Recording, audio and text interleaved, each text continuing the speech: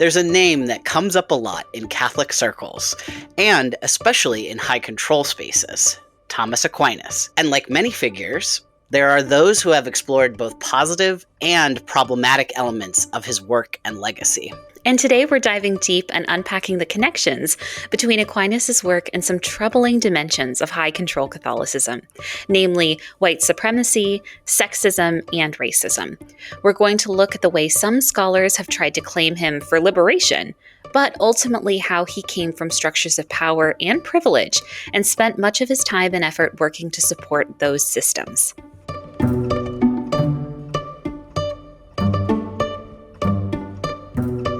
You're listening to Whiplash, a listener-supported podcast produced by Max Kuzma and Emma Cieslik, lifelong Catholics and members of the LGBTQ community. We explore Catholicism through the lens of queer liberation theology, and we're so happy that you're here to join us.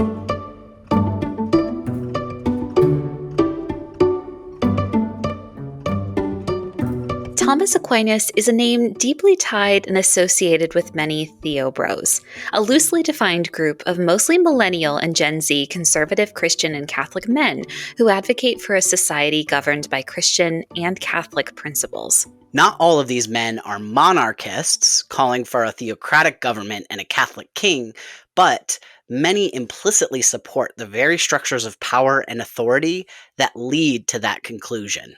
Absolutely.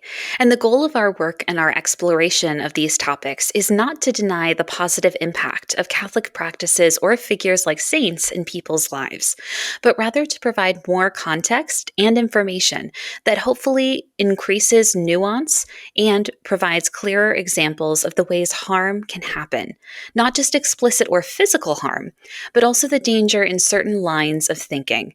Sometimes deeply problematic outcomes can flow from seemingly innocuous or even seemingly neutral scholarly work. The goal of our episode today is to pull back the curtain and look at some of the inner mechanisms driving Aquinas' work and talk about how those elements impact people who do not fall into the neat categories that he and others have invested significant time into upholding. We hope to challenge the narrative that this one thinker from the 13th century is uniquely positioned to solve all of our modern problems, and in fact show how his work can be used to uphold systems of oppression and power. Aquinas' worldview was formed inside a rigid, hierarchical imagination, and that imagination continues to shape how high-control Catholic spaces operate today. Absolutely. And this hierarchy you talk about affects the ways in which he envisioned social and spiritual relationships. So as we mentioned earlier, this is not just about conversations related to masculinity. It also applies to his views on slavery and women, to his views on a hierarchy of sexual goods and sins. Delving into this is a conversation not only about race and gender, but also a deeper dive into sexuality within the theos of the actual Catholic Church itself. Many people will likely recognize theologies of the body and of reason that they grew up with, not knowing whose name they belong to. Before we jump straight into some of the problems that we see with Aquinas' work, let's set the stage with some background information about who he was and when he lived. Thomas Aquinas was born around 1225 into a wealthy, politically connected family. He had access to elite education from childhood, beginning at Monte Cassino and later the University of Naples, spaces where he encountered Aristotle, Averroes, and Maimonides, and where the Dominicans first drew him in. His desire to join the order alarmed his family so much that his brothers allegedly hired a prostitute to try to derail him. When that failed, the story goes that angels granted him, quote, perfect chastity, a story that later fueled the idea that his views on sexuality carried supernatural authority, rather than the biases of a privileged young aristocrat. When he joined the Dominicans, Aquinas moved rapidly through academic circles. He taught in Cologne and Paris, wrote commentaries on scripture and on Peter Lombard's sentences, and positioned himself as an interpreter of Aristotle for Christian theology. His work helped cement scholasticism, an intellectual project that allowed the church to absorb and rebrand Greek philosophy as its own. He spent years defending his ideas against those who feared that too much Aristotle would corrupt the faith. Many of his major writings, including parts of the Summa Theologica, were produced during this period of intellectual gatekeeping. Aquinas also became surrounded by hagiographic stories portraying him as a man of mystical visions, levitation, and divine praise for his writing. These tales elevated his authority and insulated his ideas from critique. His final years were marked by illness and visions so intense that he abandoned the Summa, saying everything he had written felt like, quote, straw. After his death in 1274, the Church reinforced his legacy with increased intensity, from papal directives on priestly formation to heavy citation on the Catechism. Aquinas became the figure through whom Catholic theology, especially its claims about reason, virtue, and sexuality, became standardized. His work gained enormous power not only because of its content, but because of the institutional machinery that demanded his authority be treated as definitive doctrine. And we see this especially today. This is a little preview of what we'll discuss later, but there is incredibly fascination with Thomistic theology among far-right evangelical circles, along with many prominent figures among far-right Catholic nationalist ones, as we've talked about, including Bishop Barron and Matt Fradd. When you step back and look at all these strands together, his aristocratic upbringing, his intense personal investment in purity, his elevation within the scholastic system, and his commitment to sorting the world into fixed ranks, you start to see a consistent architecture emerging. Aquinas didn't just inherit hierarchy, he treated hierarchy as the natural shape of reality itself. And once hierarchy becomes the blueprint, everything else follows. Who gets to speak and who must remain silent? Whose bodies are seen as rational and whose are viewed as unruly? Who belongs at the center of society and who is pushed to its edges? What becomes impossible to ignore is that this same architecture didn't stay confined to medieval debates about angels or ecclesial authority. Over time, it was absorbed into broader systems of power. Think colonial expansion, racial classification, and the policing of difference. The logic that placed some people naturally above others created fertile ground for later thinkers and institutions to map those categories onto race, turning spiritual hierarchy into social and political hierarchy as well. So if we're going to understand how Aquinas gets taken up today in conversations about racial justice or used to defend systems built on racial inequality, we have to first acknowledge that the seeds for those distortions were already present in the internal scaffolding of his thought. And that brings us to the complicated, often contradictory ways Aquinas has been invoked in the history of white supremacy. Absolutely. And so well said. I do want to also highlight and point out, as you say, this racial classification. It's important to note that the idea of taxonomy, a biological categorization and separation of species, and way of understanding relationships, has been intrinsically used in defining Aquinas' hierarchies of sexuality, gender, and, as we'll talk about now, race. Once hierarchy becomes the lens through which you see the world, it doesn't stay limited to theology or to metaphysics. It becomes portable. It gets carried into new eras, new political systems, and eventually into the racial hierarchies that shape the modern world. St. Thomas Aquinas' relationship with white supremacy is, as you mentioned, Max, deeply complicated. Some people have used his theology to markedly fight racism. As we'll talk about later, people have also used it in argument for feminism, despite his pervasive misogynistic and sexist word and teaching. While what he says about slavery in the past is problematic, and we want to create a line in the sand to acknowledge that that and his sexist views are not in any way acceptable or inherent to what we believe to be the theology of the church, and eventually into the racial hierarchies that shaped the modern world today. Therese Scarapelli, Corey, for Church Life Journal, wrote that Aquinas helps to explore why racism is evil in her view. In her piece, she writes, Aquinas helps fill that gap in two ways. Quote, his theory of evil offers a framework for carefully evaluating how different expressions of racism threaten the human good.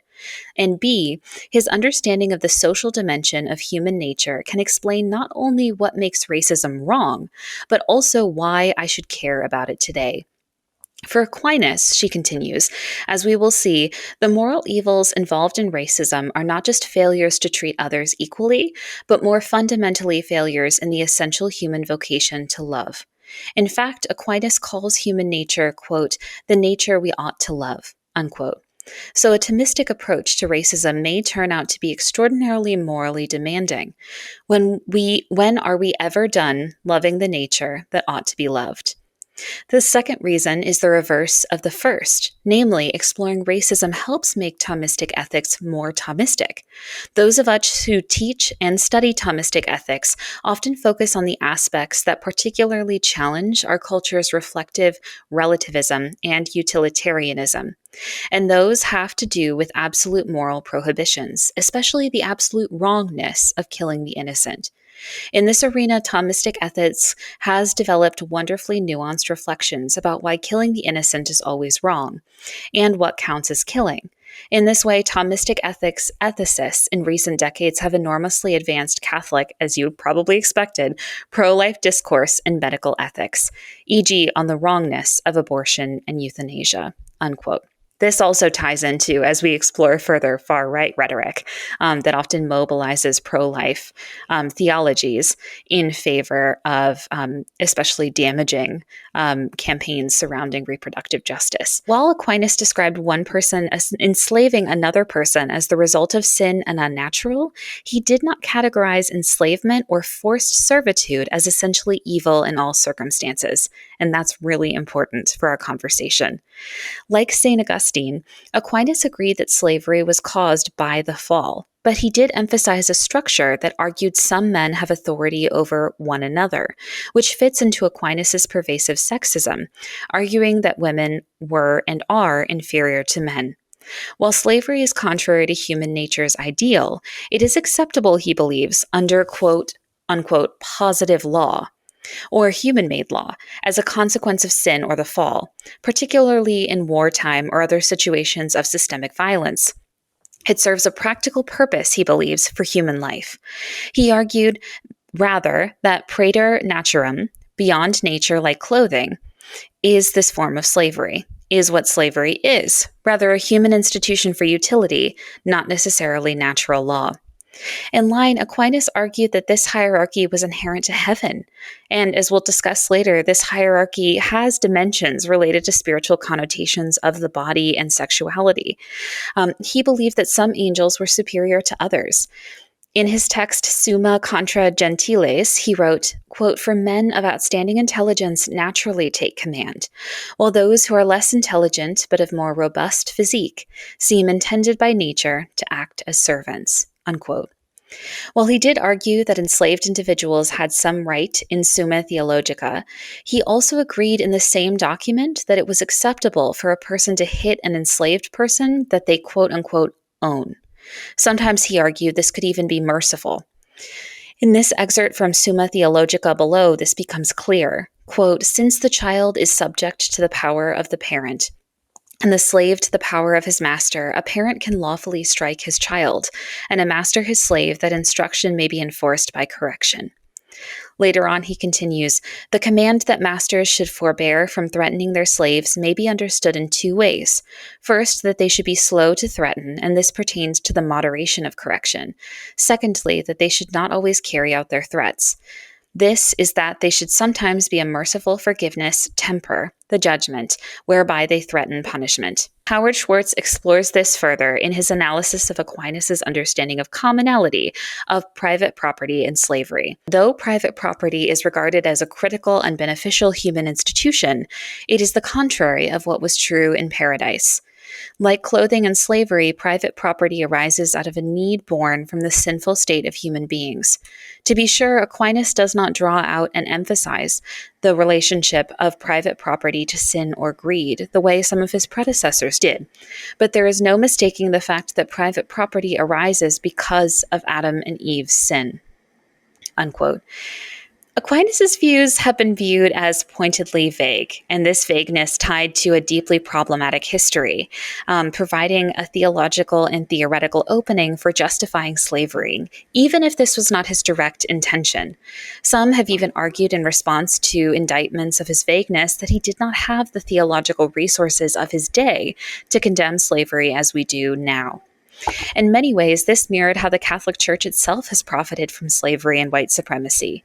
Through its religious orders and institutions, the Catholic Church has owned enslaved people for centuries, profited from the slave trade, and members have used the Bible to justify slavery and the ownership and violence towards enslaved people, believing that it was a necessity to achieve social order and spread the gospel. The church also categorically denied enslaved people access to religious life and equal participation in the church, enforcing segregation within churches across the country and the world, including one in the capital of Washington, D.C. While the church did condemn slavery as early as Pope Eugene IV in 1435 and Pope Gregory XVI in 1839, these statements had little impact. Pope John Paul II finally declared slavery an objective evil in all circumstances in his 1993 encyclical, Veritatis Splendor. When I searched for Thomas Aquinas' name on YouTube, I would get basically I would get a few videos about why he's the best ever, and pretty soon I was seeing videos about essentially Islamophobia. So my pattern recognition brain self is flagging that and bringing it up. And to give you an idea, his theology has been specifically used in Islamophobic writings. So one of his writings being Aquinas on Reasons for Our Faith. It was a specific paperback published in 2002, a republish, of course.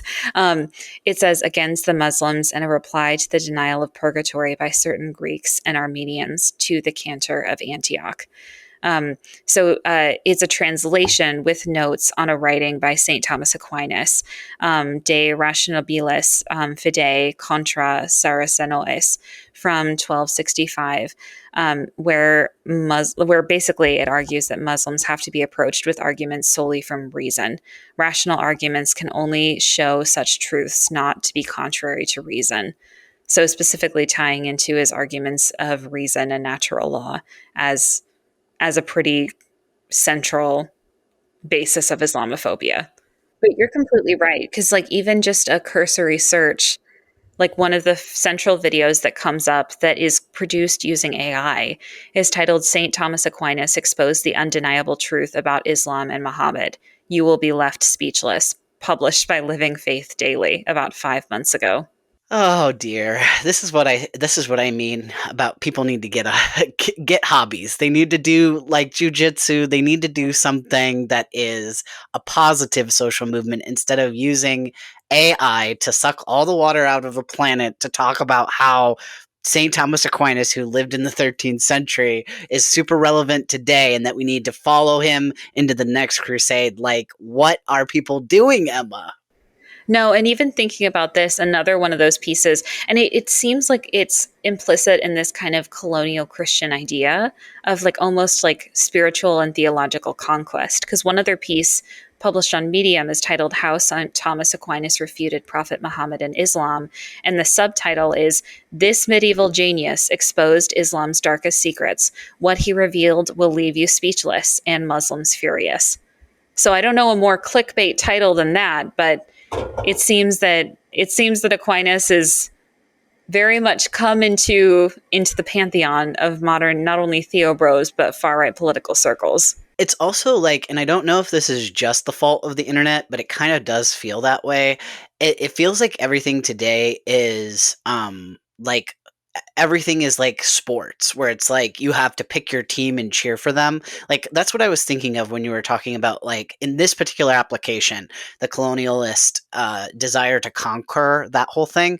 I feel like today it's manifest so often in like, choose your team, choose your fighter. You know what I mean? Like that's the sensation, and then it just leads you down these terrible pathways because, like, I don't know. I personally have a hard time understanding people who form an identity around um, sexism, racism. I have a really hard time with that because I'm like, look at this whole world out here, and this is what you're choosing to do with your time. So I think if we can all find ways to build positive social movements and to help people who are embroiled in different things with off ramps and again, getting a hobby. I think we'll have a better world for it if we don't lock everything into this idea of like, well, this is my team and I want them to win. And I want to point out one other thing that I think ties everything we've been talking about this together. So, a review of Leonardo de Chirico's book, published in 2024, Engaging with Thomas Aquinas, an Evangelical Approach. The reviewer, Paul Smith, a full-time elder of Grace Baptist Church in Broadstairs, Kentucky, specifically wrote that, quote, "This timely book addresses the surge of evangelical interest in Thomas Aquinas. Tired of shallowness in modern evangelicalism and seeking to recover the doctrine of God, thinking evangelicals have increasingly been drawn to this giant of medieval theology. The angelic doctor, D. Chirico, writes to promote evangelical discernment and moderation." This part I think is really important.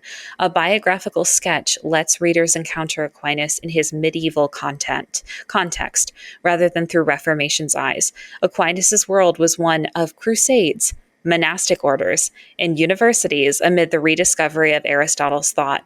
Aquinas' rapid rise to sainthood on his death is charted, and his centrality to Roman Catholic thought to this day is explained. The only significant exception is that Aquinas did not teach Mary's sinlessness by immaculate conception." Unquote. In bringing this to a close, I think, as we've highlighted, growing fascination with Aquinas, not only within evangelical Christian circles, but also far-right Catholic ones, represents not only a growing fascination with medieval thought, but also a growing apologetics movement of earlier theologians, irregardless of their views, often in fact, opposite of openly embracing and making excuses for sexist, racist, and white supremacist theologies that continue to inform our hierarchies today. And Max, I also wanted to highlight that one of the most illuminating documents for this was specifically actually from 2017, from Donald Trump's first presidency. It was written by Joseph Pierce for The Imaginative Conservative. So it's an article about what Thomas Aquinas would say about President Trump's executive order temporarily banning travel from 7 Muslim countries in terms of justness and conformity. So I think this piece is especially relevant because it talks about how, building on Father Dwight Longnecker's defense of President Trump's executive order, Aquinas has been part of far-right constructions of Christian nationalism since the very beginning. And it's only growing by Trump providing breadcrumbs for many young Catholics, including, as he did yesterday, by becoming perhaps the first president to honor the Feast of the Immaculate Conception.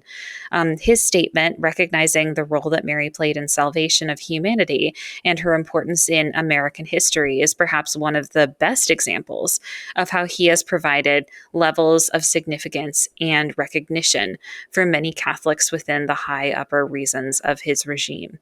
So Aquinas has been part of the Trump presidency and far-right political circles since the very, very beginning. Thanks, Emma. All of this is critical context.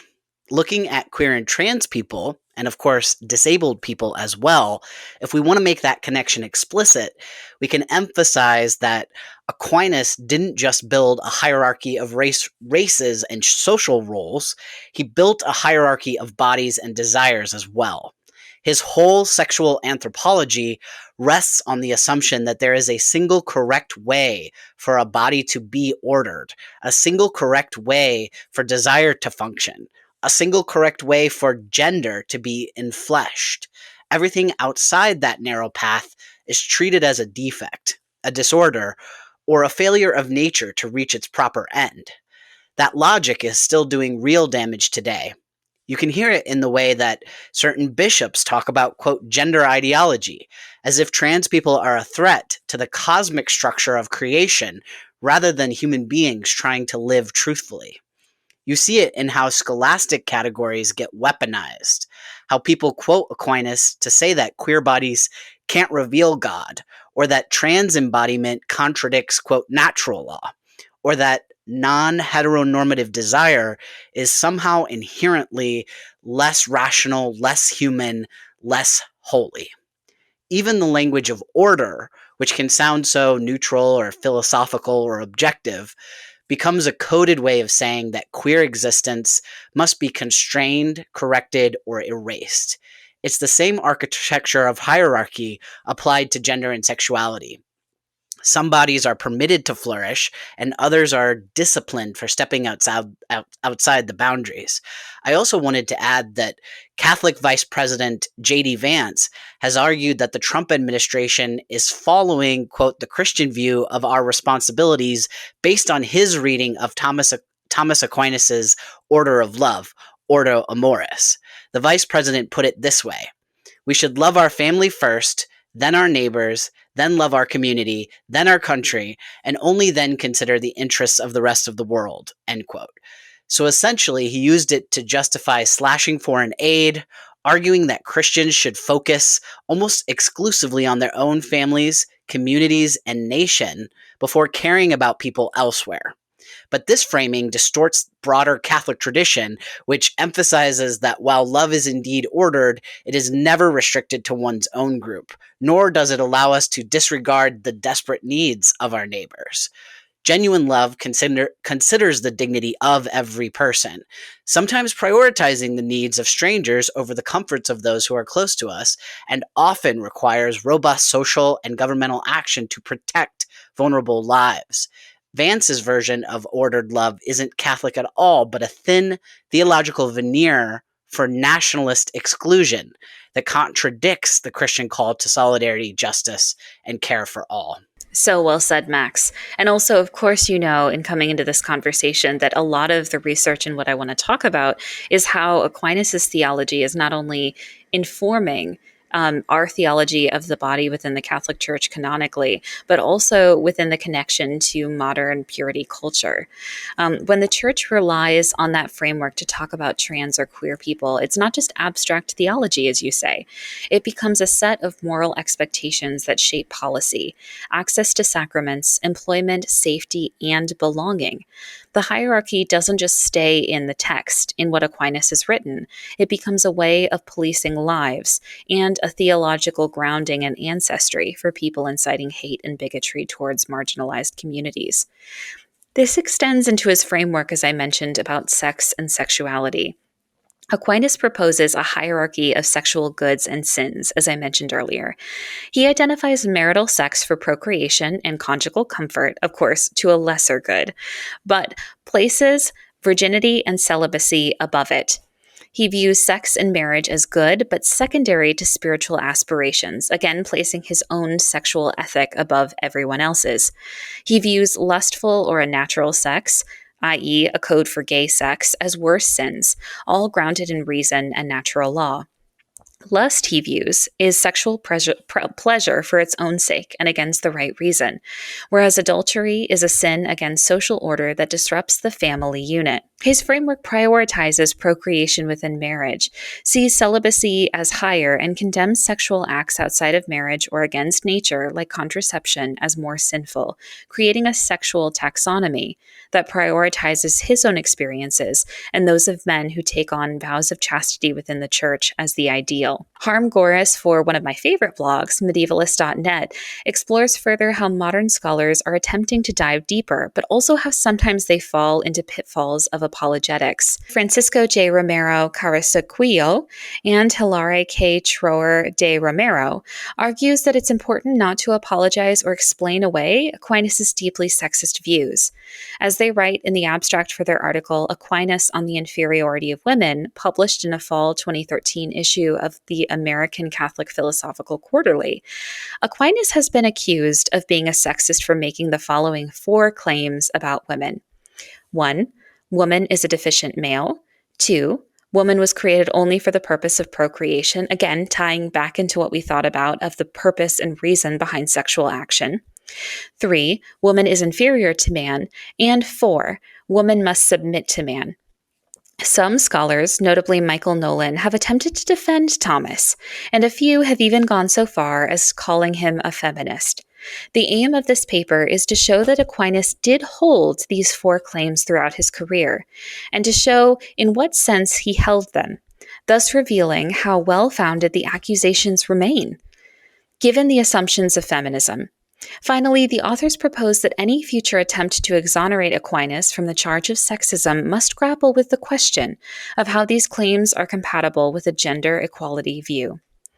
As this research and this framework highlights, the hierarchy that Aquinas has proposed in his systems of understanding sex, gender, and race are deeply inherent to the ways that we understand them today. As a result, Aquinas' worldview is deeply connected to modern theobro discussions surrounding a breakdown of social and spiritual order in the United States. Bishop Robert Barron himself specifically has created videos online, including one that premiered in 2024 titled The Enduring Relevance of St. Thomas Aquinas.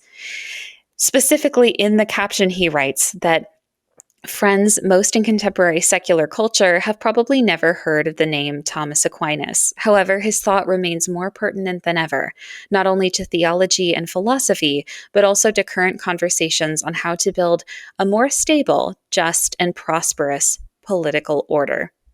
Similarly, Matt Fradd has a piece where he interviews Father Dominic Legge, titled "The Church Abandoned Aquinas, Now We're in Crisis," specifically about what Thomistic thought can offer us today. It's an interesting idea of how the hierarchies of the 13th century, which some people attempt to argue away as of his time, are still affecting the ways in which we understand gender, sexuality, and race today. Before we go in any further, I think it's important to name something openly. There are a lot of Catholics, progressive, conservative, and everything in between who feel a real sense of loyalty toward Aquinas. And that's not something we want to dismiss or trivialize. For many people, Aquinas represents stability.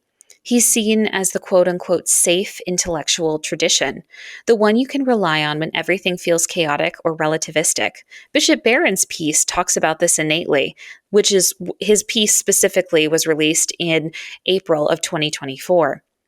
A lot of people aren't protecting Aquinas because they agree with every conclusion he reached, as Goris talks about earlier. They're protecting him because they're afraid of losing an anchor, something that feels like it transcends culture or politics, something that feels it's acceptable and affirmed by the institutional church itself.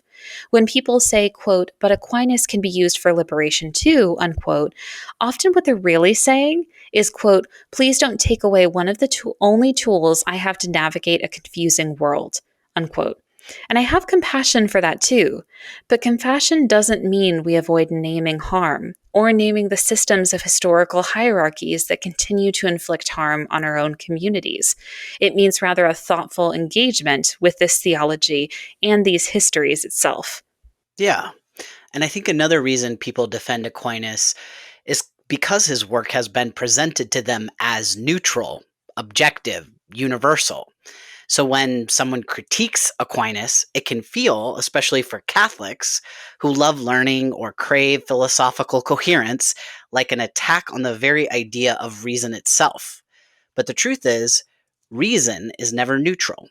No thinker is free of the social world that formed him or her, or them. And Aquinas was absolutely a product of a hierarchical system that viewed domination, patriarchy, and even forms of enslavement as part of the fabric of reality, as inevitable, as natural. That word is doing so much heavy lifting that it shouldn't be doing in this context, Literally. especially because of what we know about nature and science today. Like, for him to use that word and think that he saw everything and had it all figured out back then it's just kind of silly, and on some level, not just problematic. So recognizing his blind spots, His limitations and the structures that he supported is how we refuse to give him the kind of totalizing authority that shuts down important conversations. For people who fear that questioning Aquinas means losing the entire intellectual tradition, we want to offer a different view. Questioning the foundation doesn't destroy the house, it makes the whole structure more livable for everyone who was previously told they don't belong inside. Absolutely. And that's why it's essential to hold both truths at once, something we've talked about before on the podcast. Aquinas has been used in ways that harm, and people find good in him. But acknowledging the good cannot mean ignoring the harm or apologizing it away, or in many ways arguing that it never happened in the first place or was inherent to his time period. In the same way that we cannot ignore the harms that were perpetuated against women, against people of color, against queer and trans people by saying it was inherent to the worldview of the time. Otherwise, we risk repeating the very patterns that we're trying to expose. Holding that tension is part of the work that we do, and we hope you will as well. Recognizing both the genuine meaning Aquinas holds for many Catholics like us, and the tangible harm embedded in the systems he helps solidify and legitimize in the view of the institutional church and Catholics today. That's the landscape we're navigating as we take a closer look at the philosophical engine at the center of his thought. One of the most troubling aspects about Aquinas for me is how he was part of that scholastic movement to Christianize Greek philosophers. In the words of a 20th century philosopher, Bertrand Russell, quote, "He does not, like the Platonic Socrates, set out to follow wherever the argument may lead. He is not engaged in an inquiry, the result of which is impossible to know in advance. Before he begins to philosophize, he already knows the truth. It is declared in the Catholic faith. If he can find apparently rational arguments for some parts of the faith, so much the better. If he cannot, he need only fall back on revelation. The finding of arguments for a conclusion given in advance is not philosophy, but special pleading. I cannot, therefore, feel that he deserves to be put on a level with the best philosophers, either of Greece or modern times," end quote. And it's, I'm getting Charlie Kirk flashbacks in a lot of ways here too, Emma, where it's like people who have culture war talking points and they're just deploying them against you. It's not actual philosophical. It's not rigorous. It's not the inquiry. I really like that example quote there. Max, I was going to say, and it also, I think, inherently ties into not only an obsession with the Crusades among far right forces, but also Greco Roman imagery. So, not only idolizing what was unidentified as a crusader, but also the Roman centurion itself as an icon of hypermasculinity, which is interesting because, just as you say, Aquinas creates a conduit through which men can understand and connect with this from a Christian worldview. Yeah, and these issues bleed directly into most of the arguments that he made that people are upholding today as the peak, the pinnacle. This natural law is a hierarchical assumption that Christian values are the default setting of the universe and that everything can be weighed and judged upon that basis. And his view of the body and soul, hylomorphism, seems to imply a non-duality, meaning that they are together in some way, that they need each other. But it's actually another hierarchy because he discusses the soul persisting beyond death. His mystical vision about chastity, that connects him to a broader patriarchal movement that needs a man, and more specifically a priest, to be like supernaturally endowed in order to maintain his spiritual authority amongst the people. And that impulse seems to me to also feed into the admiration that men like Pope John Paul II had for Aquinas. Pope John Paul II may have fought against communism in Europe, but he apparently didn't have an issue with a serial known abuser, Father Marcial Maciel, simply because he donated obscene amounts of money to the church. So we're not just ultimately talking about one guy writing theology fan fiction based on his favorite Greek philosophers up in some ivory tower. We're talking about the way that academic systems of authority and intellectual power and spiritual authority and power intersect with the very real privileges that those male scholars enjoyed in the world and wanted to continue enforcing through their work. And I wonder why these people that we've been mentioning who are contemporary, I wonder why they admire him.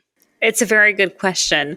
Aquinas' philosophy synthesized Christian theology and Aristotelian philosophy, called Thomism, as I've mentioned earlier, to establish morality on natural law and reason.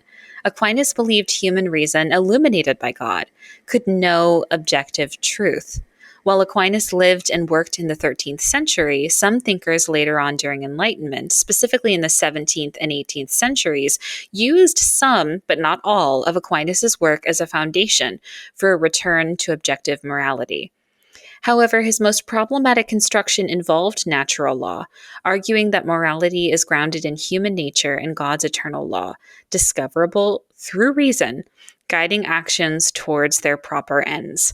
One of the threads that ties so much of his work together is that almost instinctive appeal to hierarchy, and it shows up everywhere. For him, hierarchy wasn't just a social convenience. Again, it was this blueprint of the universe. I just imagine him closing his eyes and he just sees everything ranked and organized and categorized.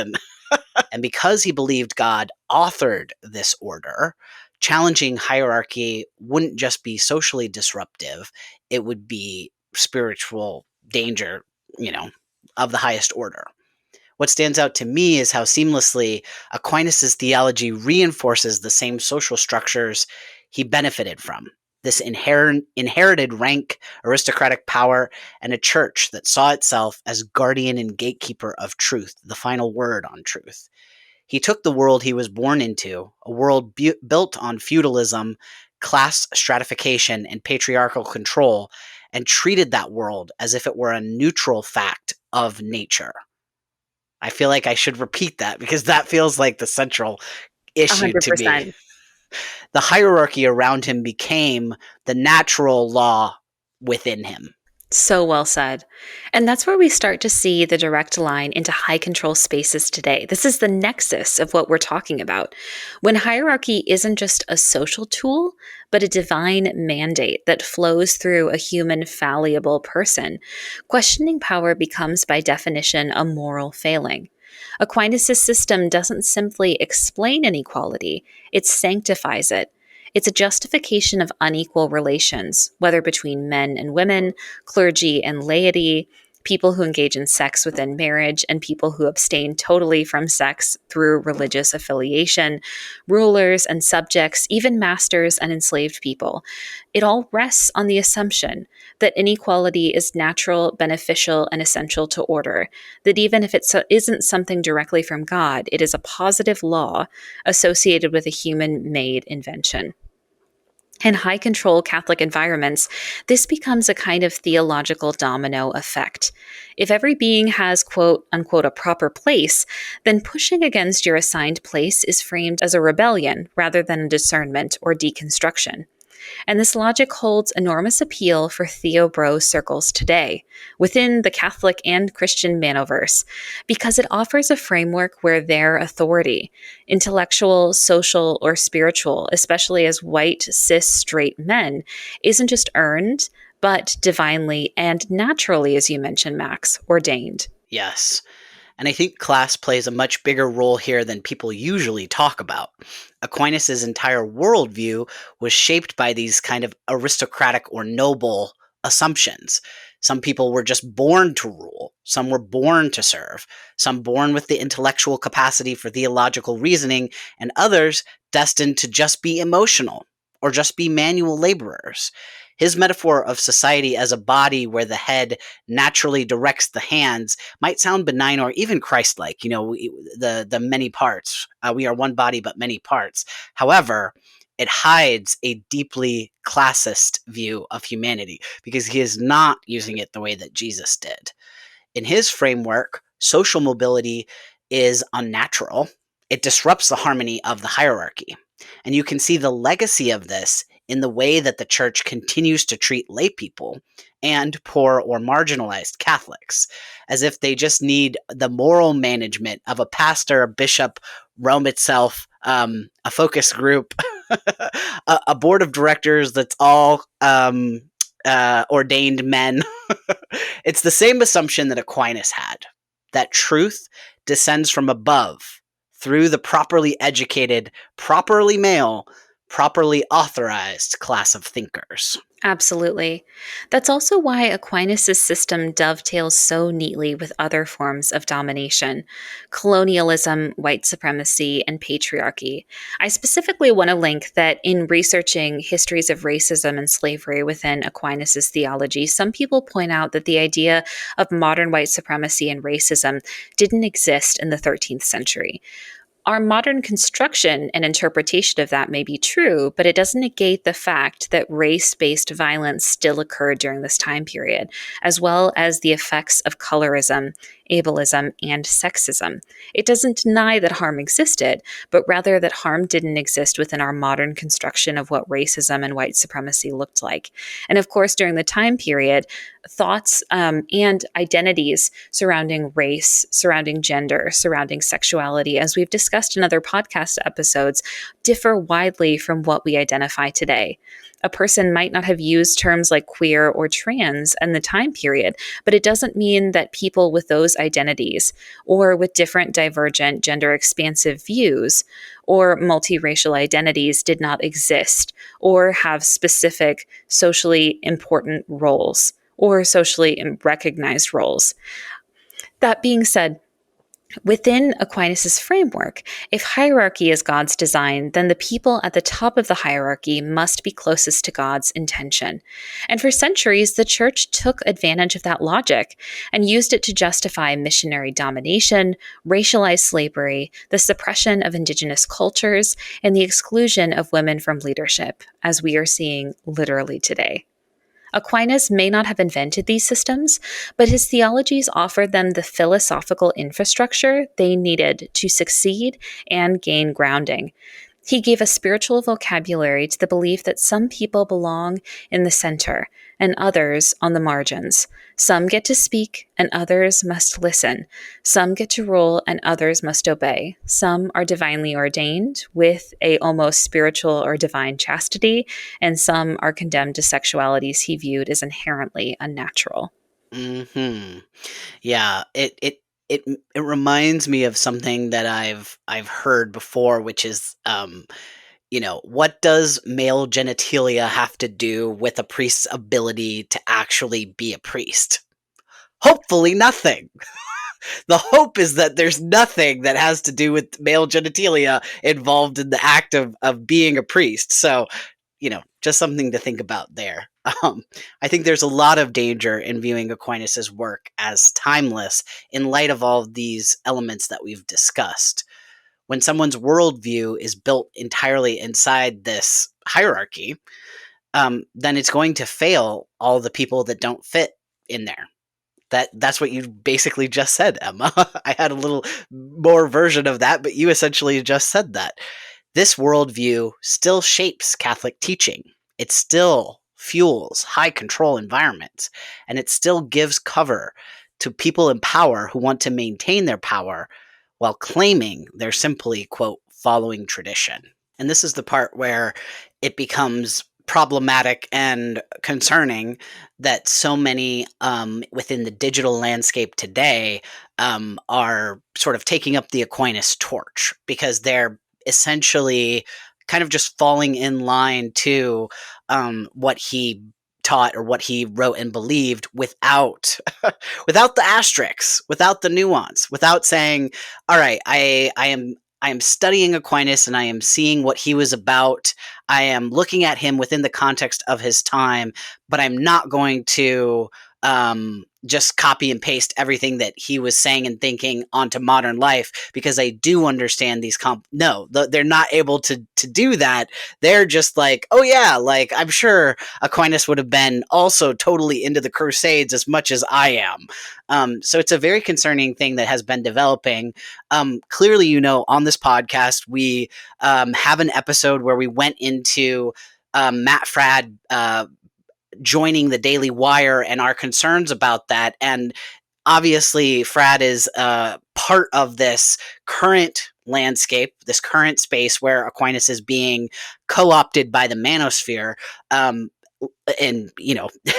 we're not just saying that. His show is literally Pints with Aquinas. So the Aquinas part of it is kind of baked in, and that's something that we want to focus on specifically because it's often used as a purity test and a way to know if you quote like really know what you're talking about, or if you're like a real Catholic. It's one of those purity tests that has been used a lot recently. Absolutely.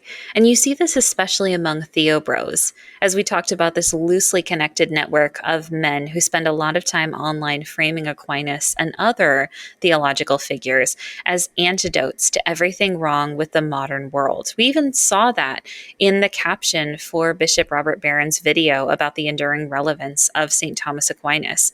As he continues, in his description, past, as I said, how Aquinas can apply to current conversations of building a more stable, just, and prosperous social order, Barron writes, "Today we discuss the evergreen genius of St. Thomas Aquinas and how his legacy continues in the life and work of contemporary Dominican theologian Father Paul Murray, whose name you will also probably recognize." With that being said, these people bring him out for every cultural issue, just as Barron does, just as Frad does: gender, sexuality, political authority, the family, disorder, purity, so on. Aquinas becomes a measuring stick, an arbiter, a shield, a theological dog whistle, if you will. Instead of being an invitation into deeper philosophical inquiry, Aquinas becomes a kind of intellectual weapon used to shut down conversation before it can even begin. And it's very concerning, as I said, how these digital communities are using him to recreate high control environments. Yeah, because that's kind of explicitly what they're saying is, hey, that man's world that he lived in, that world where being from that family and having rank and position, we actually like that, and we want to return to that, and we want to cultivate spaces like that today.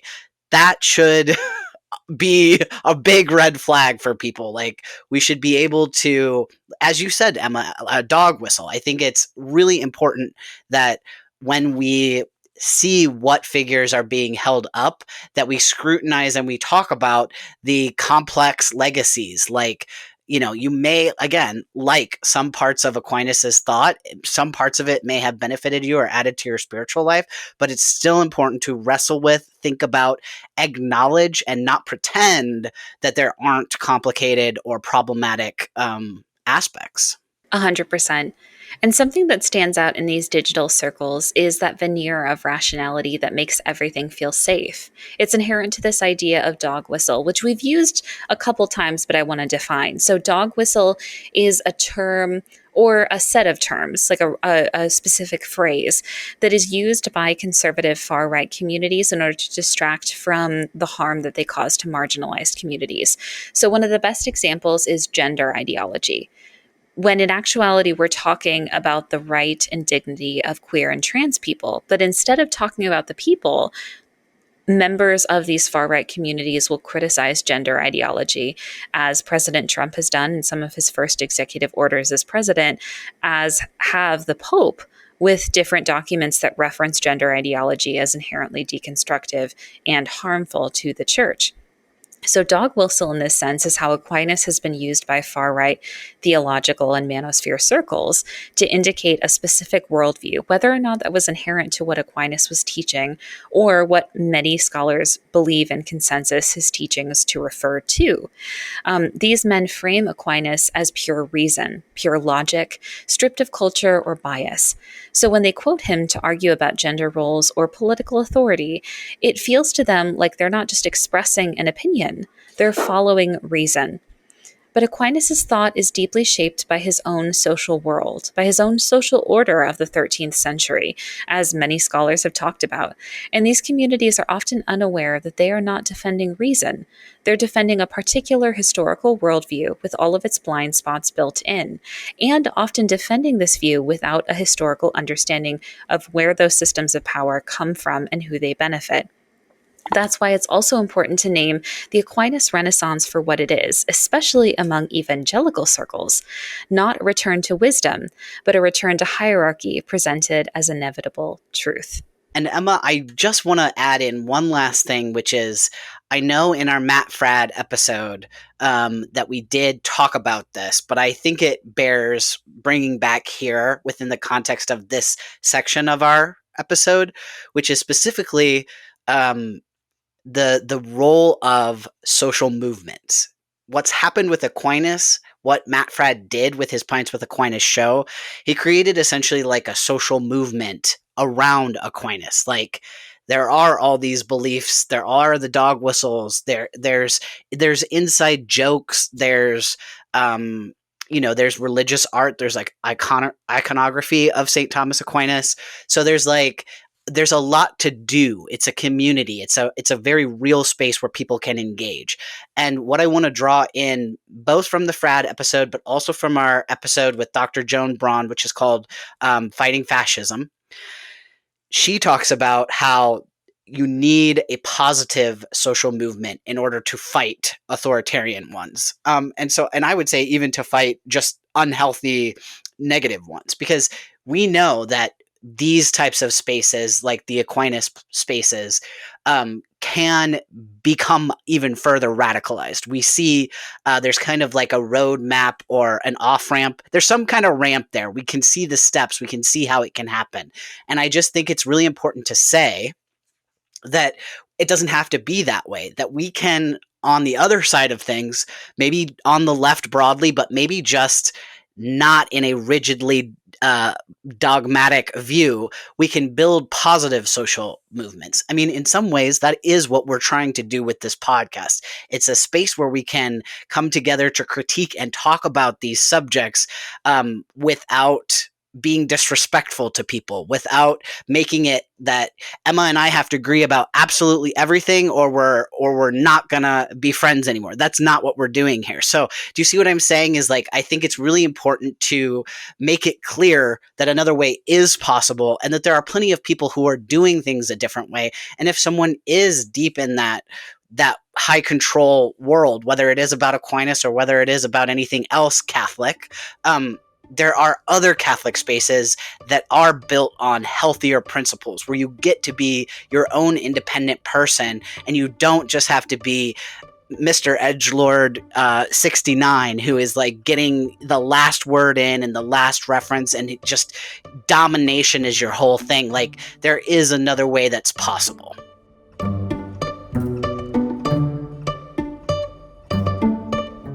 Stepping back from all of this, what becomes clear is that Aquinas didn't emerge in a vacuum.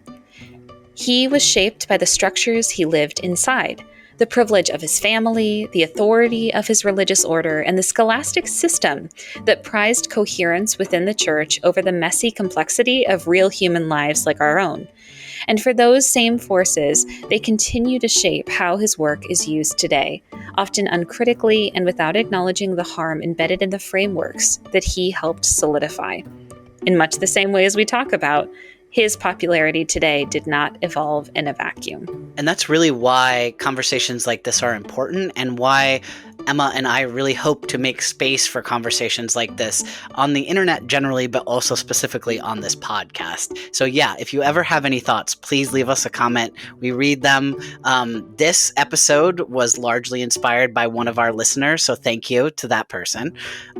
So when we unearth the assumptions underneath Aquinas' writing about hierarchy, race, gender, sexuality, the body, we start to see why his ideas are so easily weaponized in high control spaces. They offer a tidy world where everyone is sorted, measured, and explained away. But that world was never built for all of us. By pulling apart these inherited systems, we're trying to make space for a different approach to theology, one rooted in liberation, in the diversity of human experience, and in the belief that faith should expand our capacity to love rather than narrow it.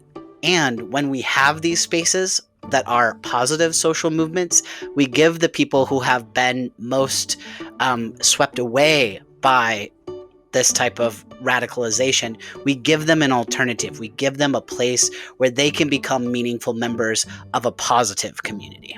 Absolutely. And very much within that philosophy, just as you say, it's not only about in this kind of white savior format, like bequeathing this level of visibility and centrality to these communities. It's about building our entire practice around them and focused on what the needs of their community is and are moving forward. Our hope is that this deep dive today gives you the tools to recognize where these ideas show up within your own lives, within your own content you encounter online, and how they're invoked, sometimes to inspire, but often to restrict.